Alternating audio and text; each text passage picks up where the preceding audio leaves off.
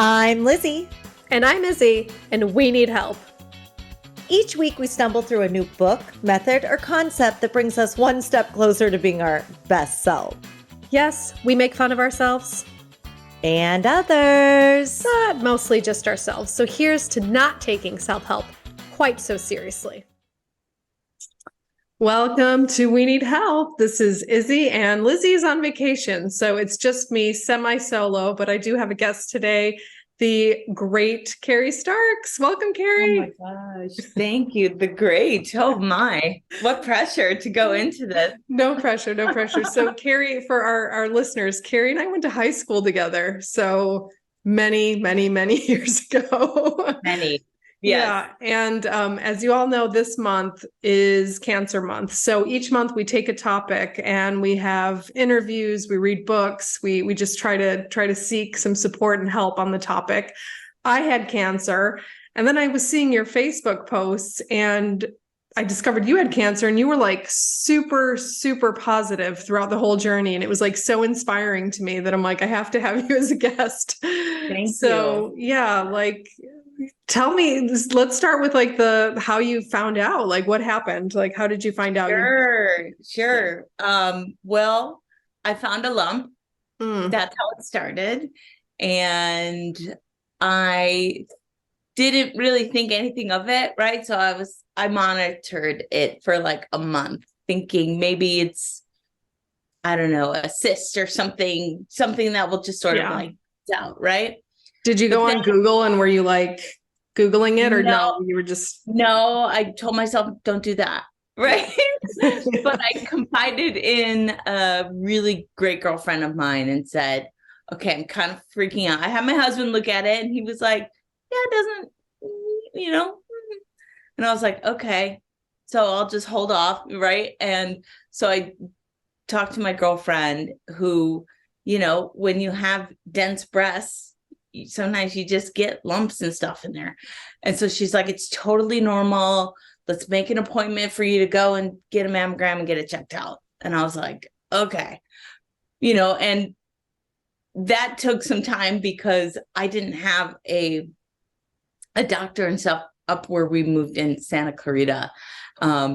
Because when we moved here, then the world shut down and I wasn't going to the doctors, during the pandemic, if you will. So it was sort of a run around, get a doctor appointment as soon as you can. But of course, it was, by the time I could get an appointment, it was Breast Cancer Awareness Month and everyone was going to the doctors. And it was just like this, like, I just want to get into the doctor and get some peace of mind and know what this is, so to speak. And did you have like did you have any idea that it would be anything, or were you like projecting, or no? I was putting out into the universe, right, that this was nothing and no big deal. We'll get it taken care of. It's probably like a cyst or something like that.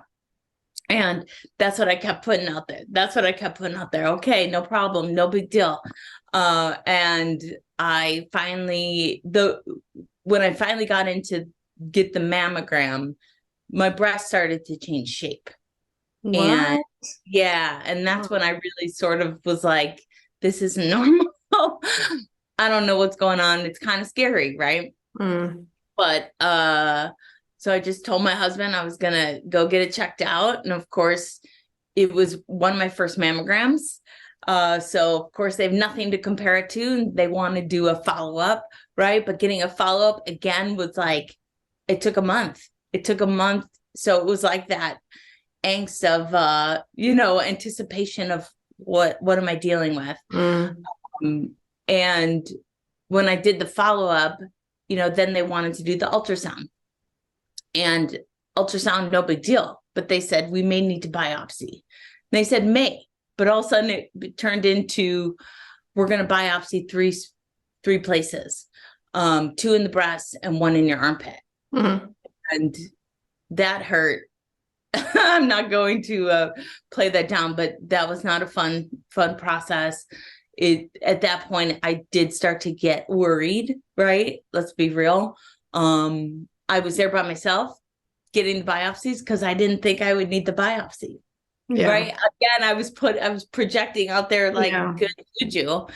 And all that. And then when I had the biopsy, it was right before the end of the year.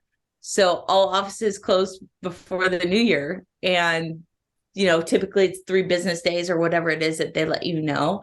It was more in this case. So it was like, ugh.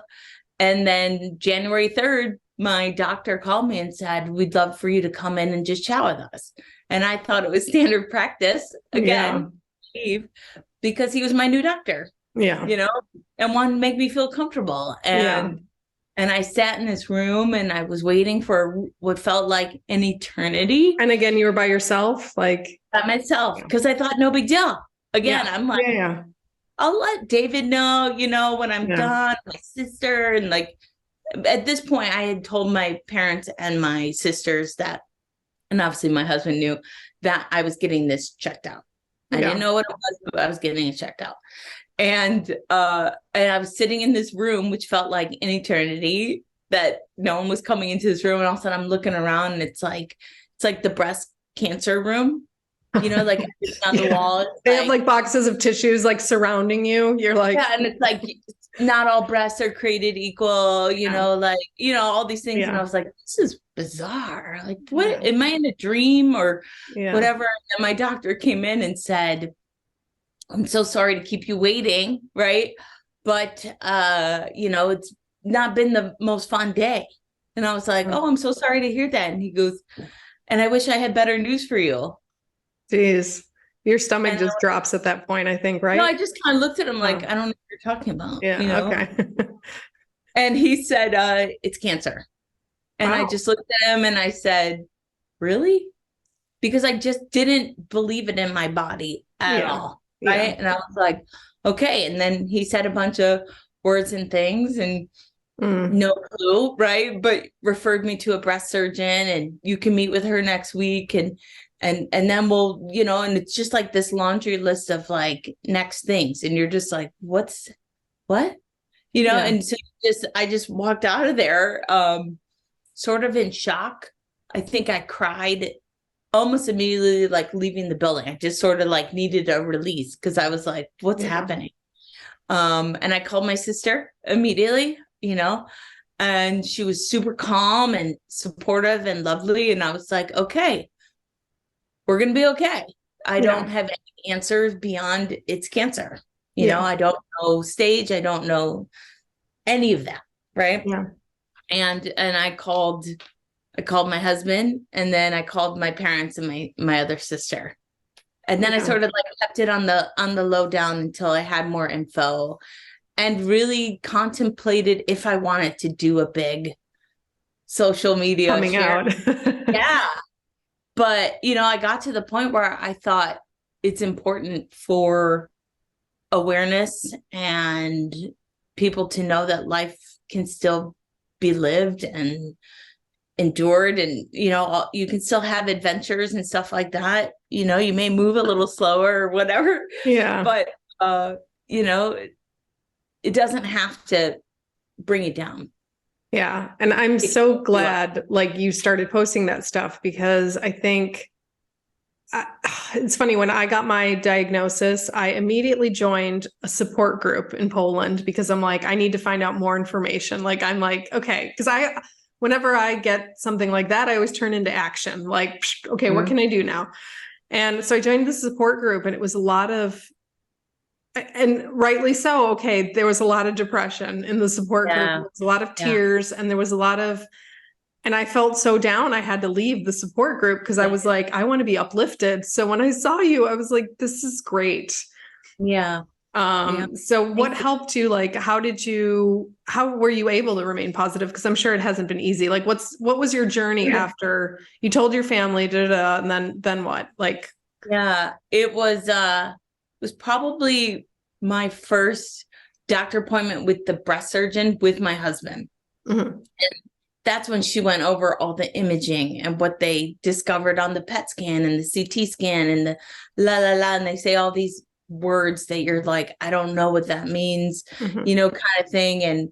And and, you know, did a breast exam, all these things, and said, okay, now we're going to move you into this room and we're going to discuss treatment plan.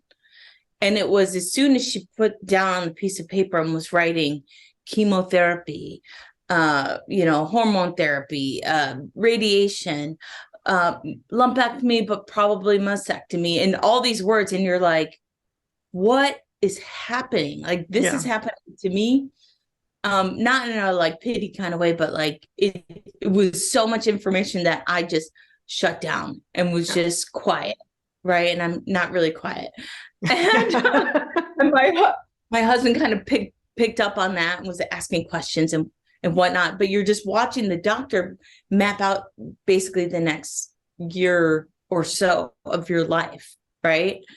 And you're thinking, how is this going to affect my day to day? You know, I have a great life. I'm very active. I have a great job, you know, like we'd like to go out and adventure, me and my husband. So it's like, is this going to deter from that? And how can I make both work? Right. And so my head's spinning and spinning and spinning.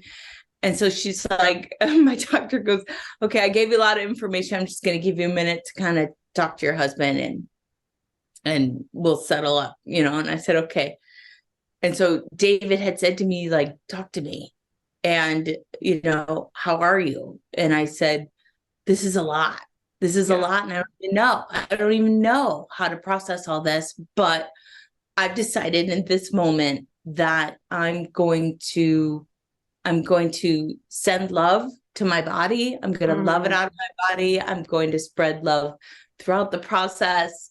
Even when it gets hard, it's, I don't know. There was just a big love bubble over my head that said, that's how you need to go about it. And it also was important as I fast forwarded to chemotherapy and stuff like that, or meeting with doctors about that, which is a whole other thing. Like, okay, am I going to lose my hair? And, you know, what does that mean? How am I going to feel? And again, will this take away from my lifestyle? Right. And I purposefully went to the bathroom mirror and I made various faces in the mirror of who I wanted to see throughout the process. Oh, wow. I love that. Yeah. That's super interesting. There was this psychologist actually in California that's how he used to treat patients with depression. He used to make them go and smile at themselves in the mirror for like long periods of time. And they thought this is ridiculous, but he had two control groups, the smiling in the mirror control group, and then the other non-smiling. And he said that all the ones in the smiling and like projecting how they want to look, they all got considerably better. So that's really interesting that you somehow intuitively did that. Who knew? Somebody, some guardian angel or somebody was speaking to me, but it was important. You know, we can be so cruel as to the person we view in the mirror. Yeah. Right. Not just when we're sick and going through something. So I think it's important to have a positive body image and self-image as you go through anything, which is not always easy, right? I'm not always a good practitioner, but in this case, I wanted to see, when I was making those faces, I wanted to see which one resonated with my heart. That if I was ever not seeing that face in the mirror, how can I get back to that? You know, that vibration, if you will. So did doctors think, I live in Poland, which is generally not a smiley country anyway. Like my brother and I always joke, like the Polish smile is a frown. Like, I am happy. But so I was like seeing all these doctors and I was the same. I'm like, I'm going to bring my American, you know, $10 or $100 smile. And they were all like, you do realize that you have cancer. And I'm like, yep. They just thought I was insane. They're like, okay, we might have to look you up. How did the doctors react? I'm sure they just liked your positivity. They did, especially like going back to the chemo. You know, every time I went for an infusion, I set my intention before I walked in the door. So my intention was, this is going to be easy, no big deal, like a visit to the spa. I know I'm supported by a great staff, right? My husband's with me. we'll have some laughs, whatever. And yeah, we always walked in, we were like, hey, like, we're here. And it was also important not to sometimes look around at how other people were dealing, right? In their little cubicles. My chemo was like little cubicles. Lovely. It outlooked a golf course and had trees and stuff like that. So I always got a window seat. I always made sure I had a window seat, but I'm not like facing a wall somewhere, but I could face a wall and make that fun. And my doctors would come over and they'd be like, how are you feeling? And I'm like, I feel really great. And they're like, oh, how are you doing anything active? I'm like, I'm still, I'm a martial artist. So I'm like, I'm still going to Kung Fu and teaching and all that stuff. And they're like, really? I said, yeah. I feel pretty good. Sometimes I'm tired. Sometimes my eyes water or some, blah, blah, blah. But they would come in and they would go, okay, maybe after this you can come back and like talk to other people. And I said, sure. I'll talk to other people. And even my breast surgeon, my husband shared with her as I'm in the back holding area before my mastectomy surgery, a month ago, he said, oh, Dr. Woodworth, you're not going to believe what Carrie did yesterday. And I'm thinking, what did I do? What's he going to say? He said she dressed up as a pink unicorn and danced around the living room, like in a big blow up pink unicorn costume. And she said, you did not. And so he pulls up a picture and he shows her and she's like, that is so funny. I said, in life, we just sometimes need to dance it out and put on a happy song and kind of, Jason Mraz is usually my vibe in terms of like vibration, right? Because he's kind of peace and love and all the good stuff. And that's, Tracy was videoing it because she was here helping me, and she's trying not to giggle as I'm just trying to navigate this blow up unicorn, thing. And I even was there yesterday with my doctor, and I said, I meant to bring the video. So here's the video. I showed her the full video and she's laughing and she goes, you know what? I think I'm going to have you come back dressed as that for Breast Cancer Awareness Month. And I just said, whatever you need, I'll wear it again. It's amazing. Covered, Yeah. So do you think, were there times in your treatment where you did feel just like really shitty? Yeah. Okay. Absolutely. Okay. I say with a smile and a giggle and whatever, but I think what I have shared with people throughout, good and bad days is you can't get through the next thing without accepting what it is that's happening, right? So if I can't feel my arms and my legs, I have to acknowledge that I can't feel my arms and my legs in order to get over that hump of, okay, how do I get the feeling back? Or how do I just accept that this is happening to me, but it doesn't have to take me down, right? Yeah. Or my eyes won't stop watering.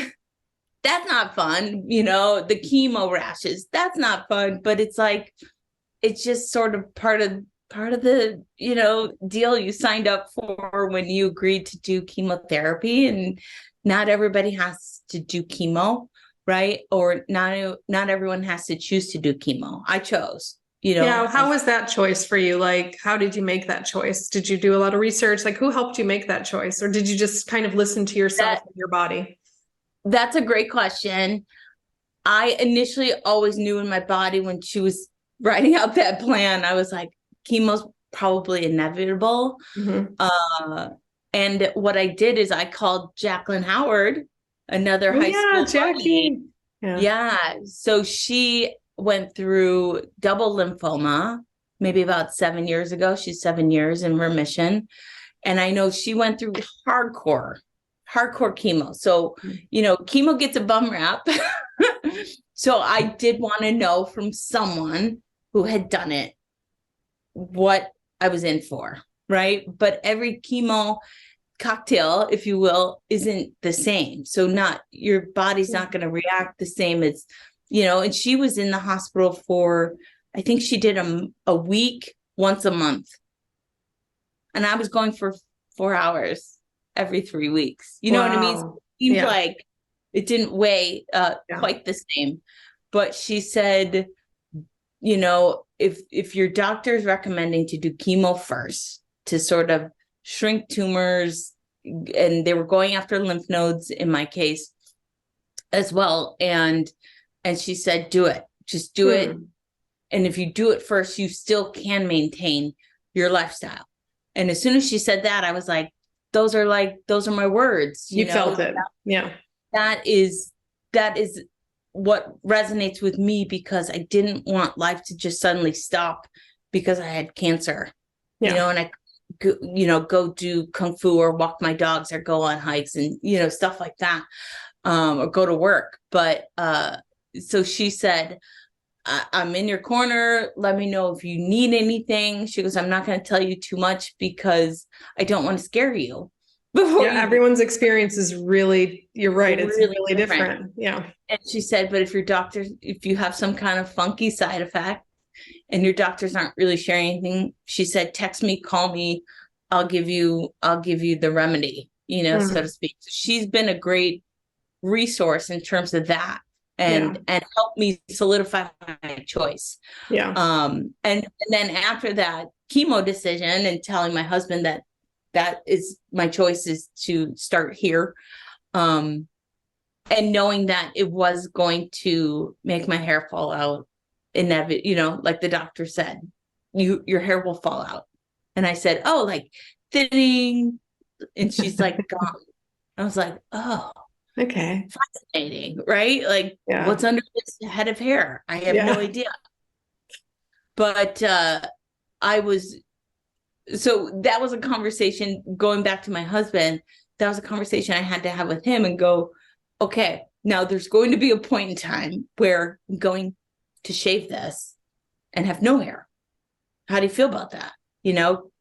And he was like, yeah, I'm on board. And I was like, okay, I just want to make sure you're not going to be like, who's this lady, you know, whatever. Yeah.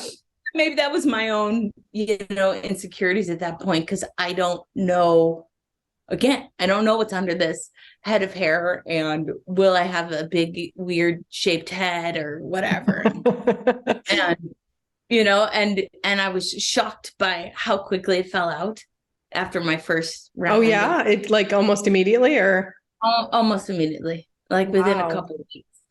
And it was fascinating the moment it started to happen, and I'm in the shower and I just put shampoo over my hair and I went like this.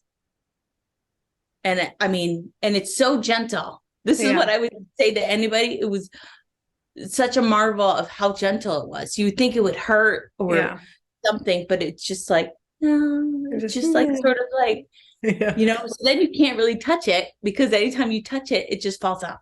Yeah. That's did you just shave it at one point? Like, okay, I got to shave, or did you just wait for?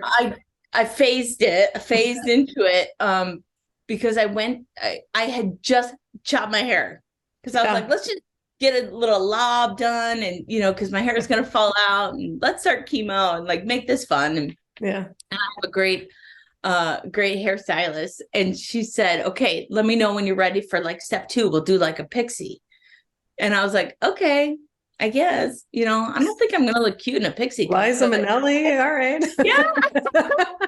Yeah, you name it. And it was like, I just got my hair cut, feeling cute, and all of a sudden my hair was falling out, and I was texting her going, can you fit me in next week? Yeah. I mean, it was like within a week or two. And so I went in with the intention of just buzz it off. I don't care. And she was like, I've done this a lot with a lot of cancer patients. Let's cut it short so you can see the shape of your head. Oh, that's smart. Yeah. Isn't it smart? And I was like, but what? Okay. I trust you. You know, I've been working with you for years, you know. And she cut it short, and just, I felt like I was sitting in the chair forever, and she was just in there with scissors and cutting. And then I sort of just didn't recognize myself. It felt like I looked like Justin Bieber, you know, back in the day with the Biebs haircut. And it wasn't like that, but you know, I'm being dramatic about it. And and I just sat there and was like, I don't know who this is, right? Yeah. I don't know who this is, but this is part of the process. It's part of the process. And then she's like, okay, how do you feel? And I just started crying. And she just gave me a big hug. And I was like, okay, it's happening. Like, this is happening. And it was low, I mean, it was as soon as I washed my hair the next day, it was like, and you're trying to like comb over and just sort of, because it was like almost all bald immediately on top. And so you kind of feel like that character from Tropic Thunder, like Tom Cruise, you're kind of like holding on to it a little bit. And so that made me like, I could have fun with it and just go, okay, my husband's going to be like, who is this lady when I walk down the stairs, and he's so great about it, which was nice, because I was like, that's kind of what I need. I need to know you're not going to look at me and be like, look at me like a victim, a patient, whatever you want to call it. Right. And that kind of piggybacks on that moment in the bathroom of seeing who I want to see in the shower, or in my reflection. Not, I can't see myself in the shower, but I want to make sure I'm being authentic to who I am throughout the whole process. Hair, no hair, eyebrows, no eyelashes, whatever. I mean, that's just, who knew that your eyebrows, your eyelash, I mean, no hair, just no hair. And it grows back after a while, or? Yeah. Right. Slowly. I remember there's this Polish saying, like, if you get a bad haircut or something, like, it's not a leg, it'll grow back. And like, funny. It's, my father-in-law said something like, the difference between a good haircut and a bad haircut? 2 weeks.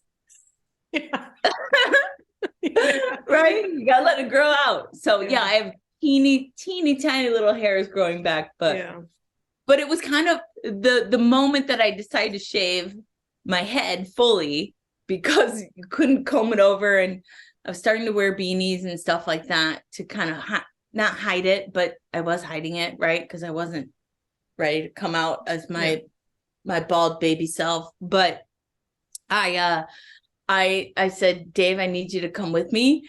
We're gonna shave the head today. Just let's let this sort of angst go. Because I at this point was reading on some kind of breast cancer site of, okay, shave the head, not shave the head, how do you feel, whatever, and how many women had said it was so liberating. Because you're hiding behind a cap, or do I wear a wig, or people going to look at me differently, and all these things. And how great it felt to just finally just go, just get rid of it. It is going to grow back whenever it grows back, and it'll probably grow back more fabulous than ever. And, that kind of thing. But it was a surreal moment to just go, can you, like, I took off my cap and my hair was like whack, and the girl goes, how short do you want to go? I said, I want you to get rid of all of it. And like my voice sort of like cracked, because I was like, want to get rid of all of it, and she was like, okay. And she was so gentle and so wonderful and so kind, and I laughed and I cried throughout the whole thing, you know what I mean? And I was just like, this is so bizarre, but it felt light. It felt light. It felt like one less thing to kind of hold you down in a way. But and then I just rocked it. As much you are rocking it. I like it. I'm like, oh, thank you. My head. I guess that's my advice for anyone. Just do it. Owning it, right? Owning it. You just gotta own it, and you could still have fun. I had cute little beanies, and I had a fun pink wig that I would wear sometimes out to dinner. Just to kind of change it up. But wigs are hot. Wigs are really hot. You're in California. So you're in California, and when you go through chemo, like, you're hot. You get hot flashes. Hot right now.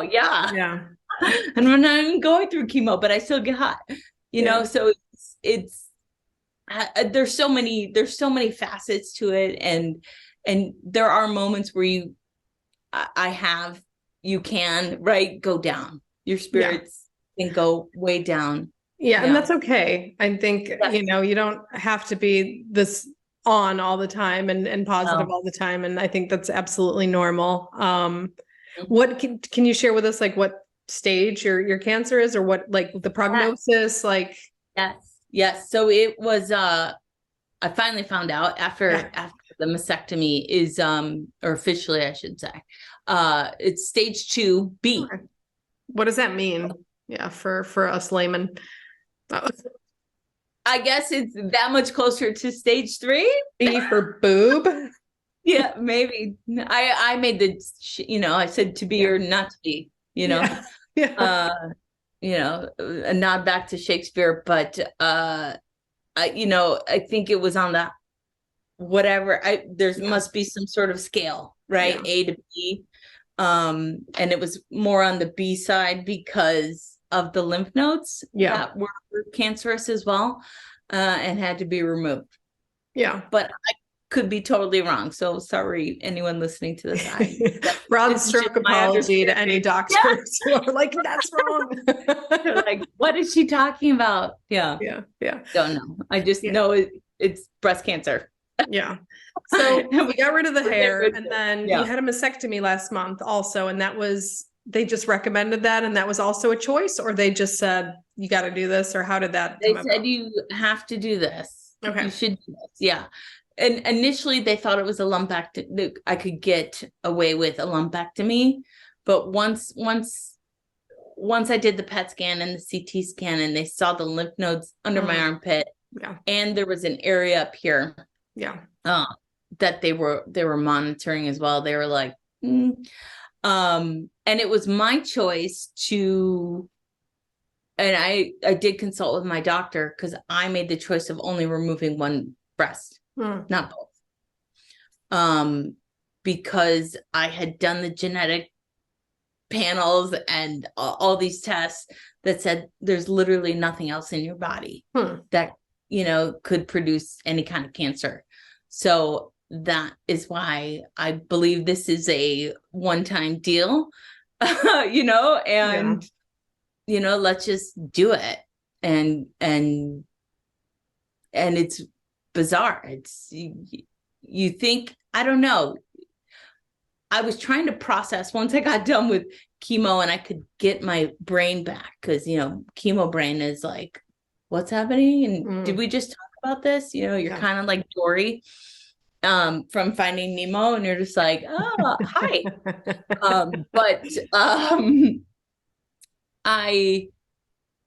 I was like, okay, I was getting really angsty about surgery. I've never had major surgery in 45 years of living on this earth, right?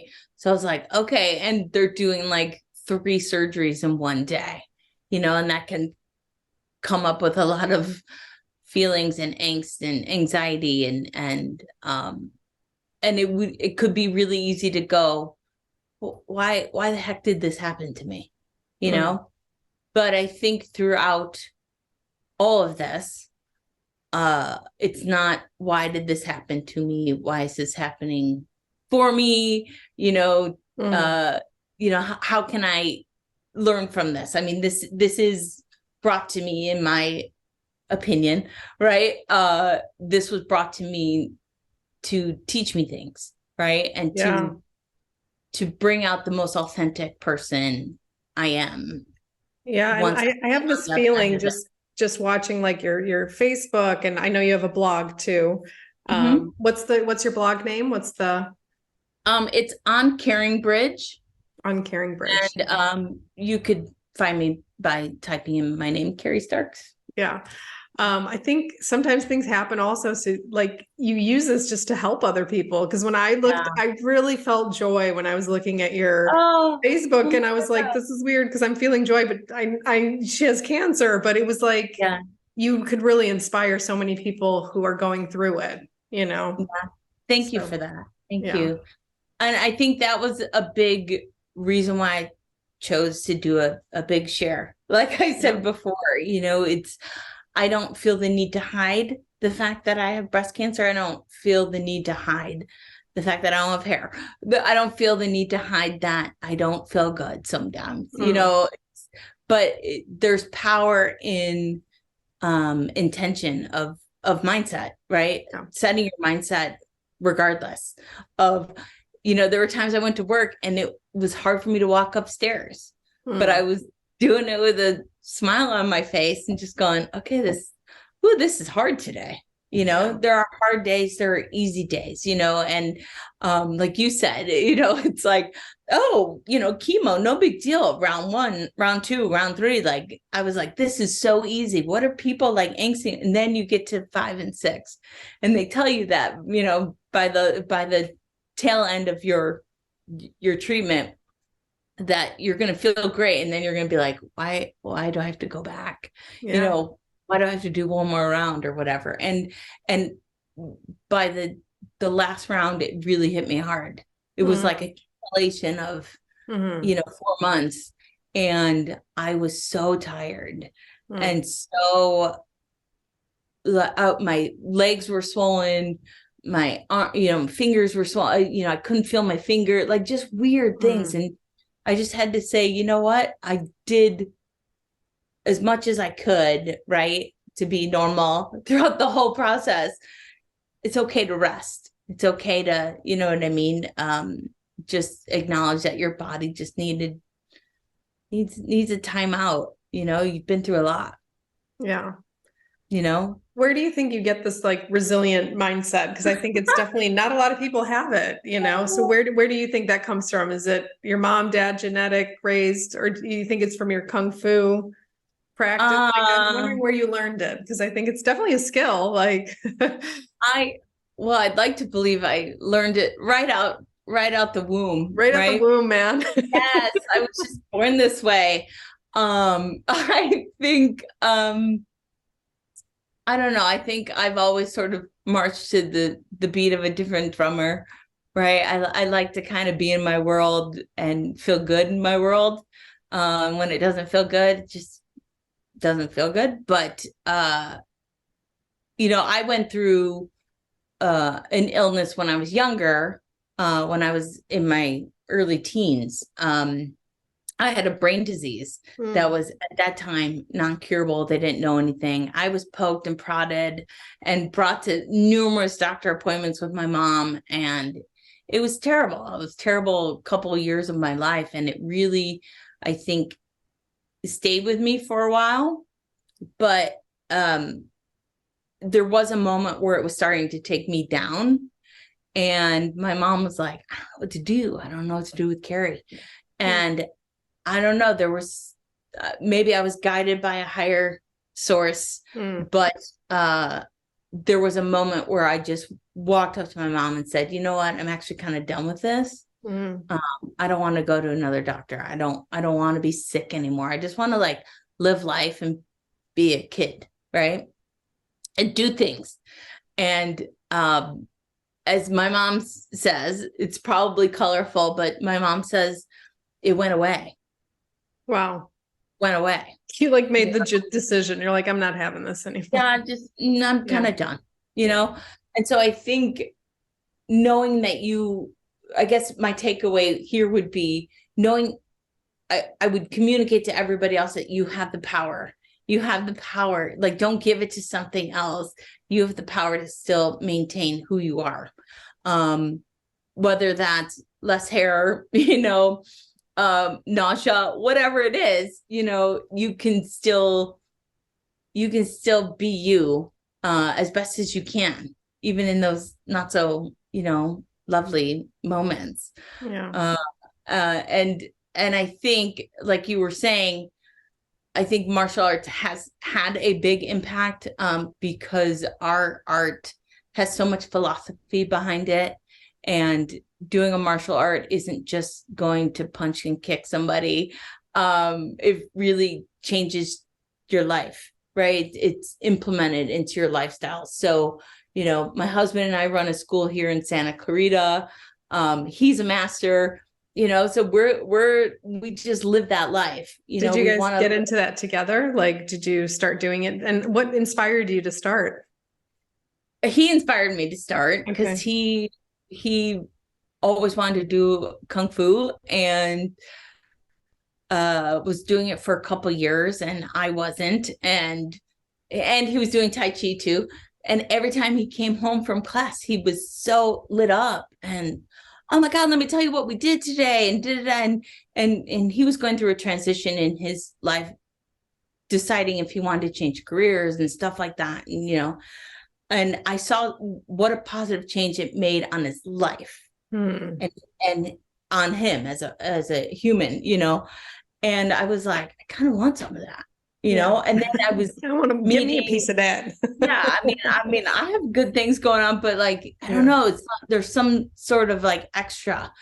And then I was meeting, the people he was training with and the other masters and stuff like that. And they were all just wonderful people from all walks of life and all, career wise and stuff like that. And I was like, and it's a community of people that go into a martial art for maybe one reason, but stay for a whole other reason, if that makes sense, and so I was like, I'll try a class. I used to dance and stuff. Like, this will be easy. And it's not easy at all.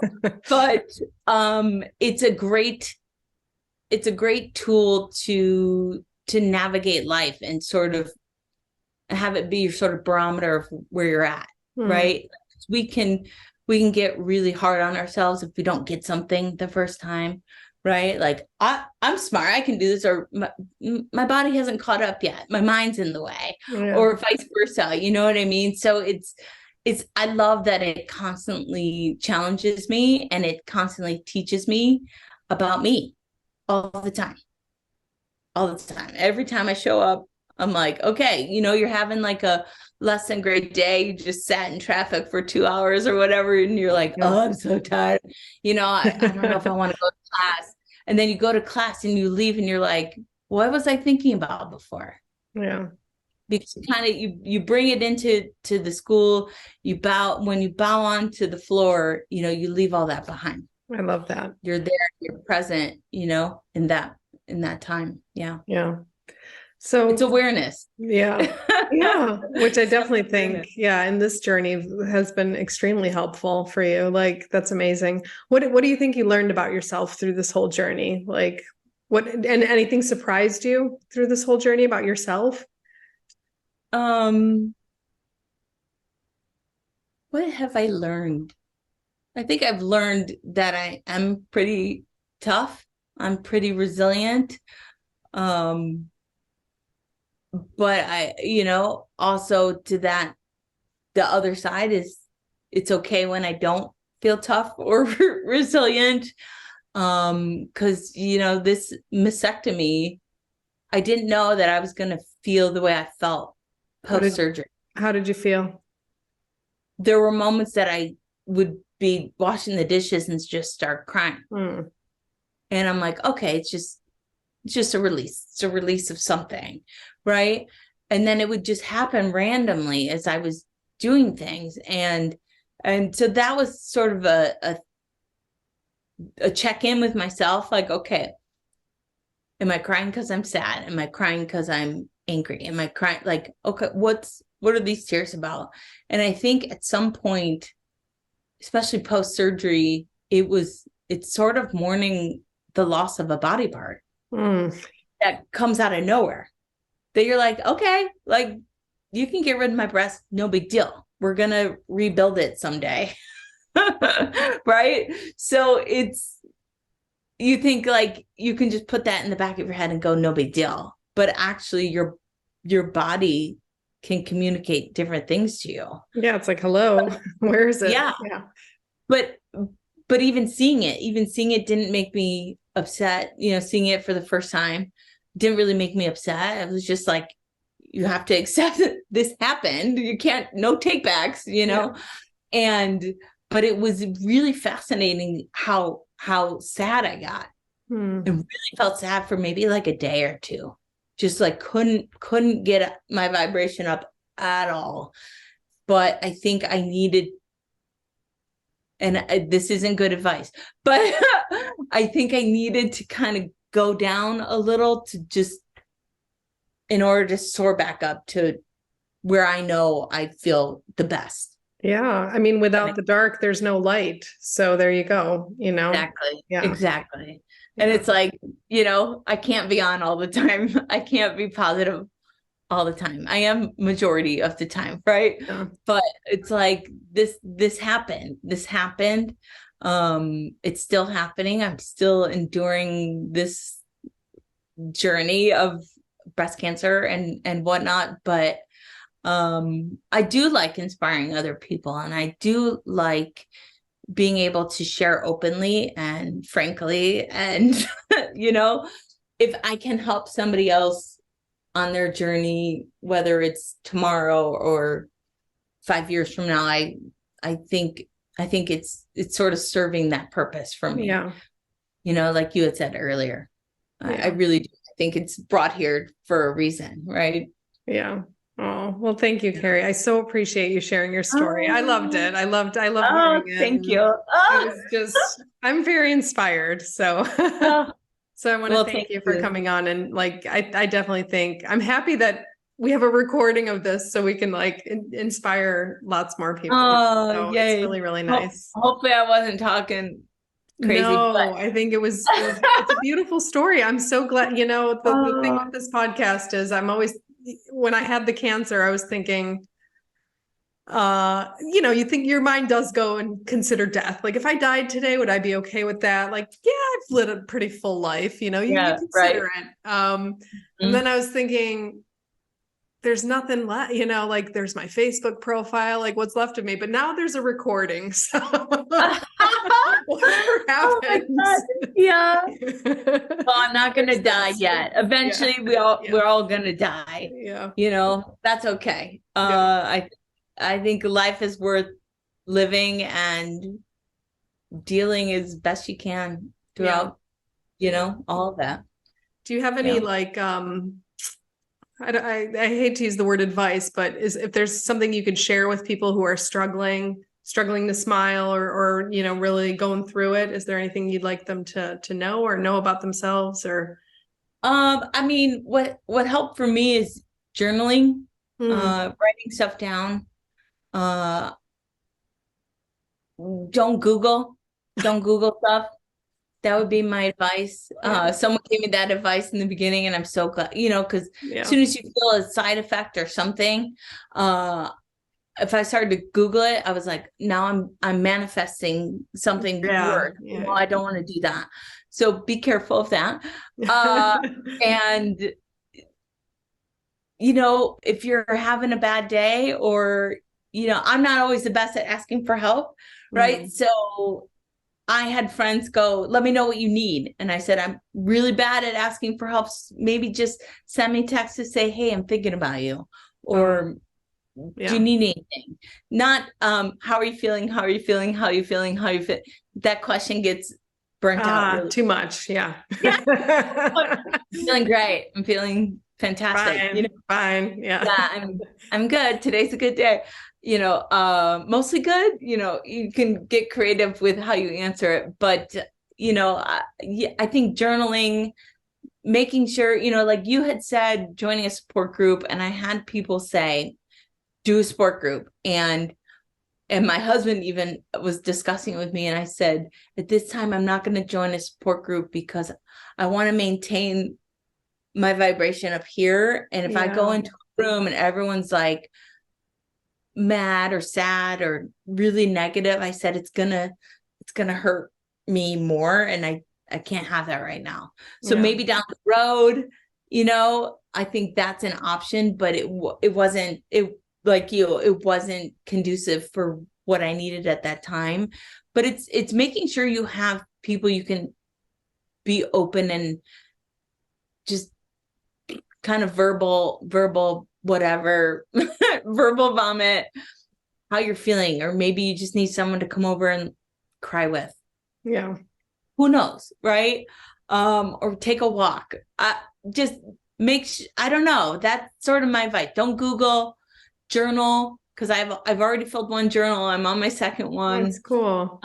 And I started someone gave me the Caring Bridge and said that way you can share how you're doing and what's going on with people. So you're not constantly having to text everybody or call everybody and go, this is what I'm doing, and this, I'm going to this doctor appointment and I have this doctor appointment, and it sort of like puts everything on one place. And you can like post pictures there and stuff like that. So I like it right now. I sort of wasn't as on top of it as I thought I would be. Like I was like, okay, every day I'm gonna like post something, and if you're not feeling good and you can't feel your hands, you can't really. You can't really. It's gonna take me a really long time, but I love that it's gonna be there for me to show the timeline of progress and where I started and where I'll end. Like never an end, but it's a constant journey, really, and I love that I constantly learn things about myself, just like in martial art. Yeah.